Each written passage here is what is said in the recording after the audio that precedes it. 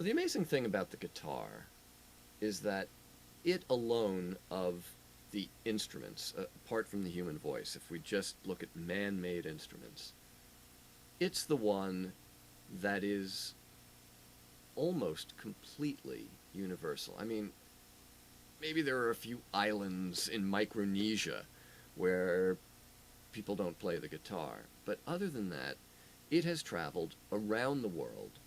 Um, I mean, sure, flutes, percussion, they're everywhere, but, you know, there's no rock flute tradition. You wouldn't dream of listening to rock music without guitars. Ditto for jazz. Classical music, especially post-Segovia, another of our tribute concerts, but especially after Segovia, is a huge repertoire of incredible music. And then just as a happy byproduct of an unhappy colonial age, there are now South American traditions, African traditions, plural, not just an African tradition, but different regional traditions of guitar playing that are as sophisticated and as musically integral and interesting as anything being made in North America or Europe.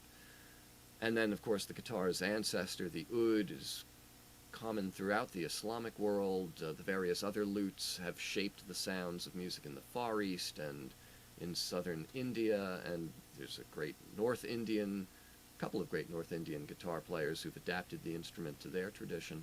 So it really is universal in a way that most other instruments that I would claim no other instrument is.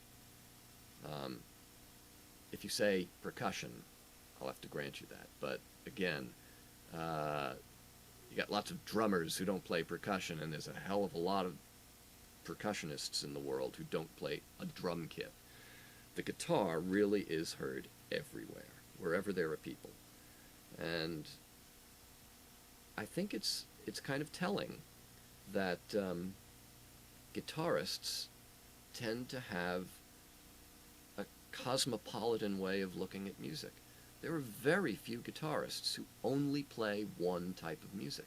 The instrument just naturally admits lots of different styles, and I know I started like almost everybody else, playing C, F, and G chords because that's what you hear on rock radio.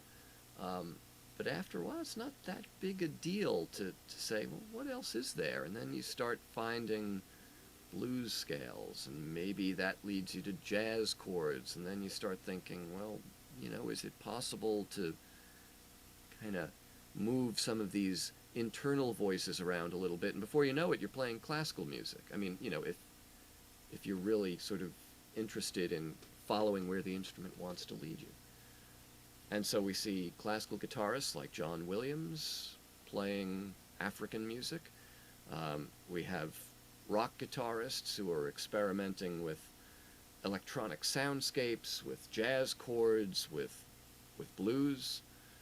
And as I said, the sort of movement of the guitar into other classical traditions, slide guitar in northern India, for example, that the guitar really does, it has a sound that people can easily identify with, and so it gives you kind of an entree into a different style or a different tradition that might not be your own.